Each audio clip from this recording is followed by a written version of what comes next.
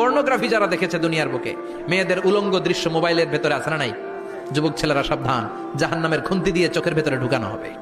যাদের মোবাইলে, স্মার্টফোনের ভেতরে যাদের এই অশ্লীল দৃশ্য, blue film, pornography, naked cinema আছে, সব ডিলিট করে দাও। যারা এই অশ্লীল নাচ গান দেখবে, জাহান্নামের বড় বড় লোহার খুন্তি দিয়ে চোখের এই দিক দিয়ে ঢুকিয়ে ওই দিকে বের করা হবে। যারা দুনিয়ার বুকে সুপ্রিম কোর্টের মধ্যে যে মিথ্যা সাক্ষী দিত, এরকম আছে না নাই?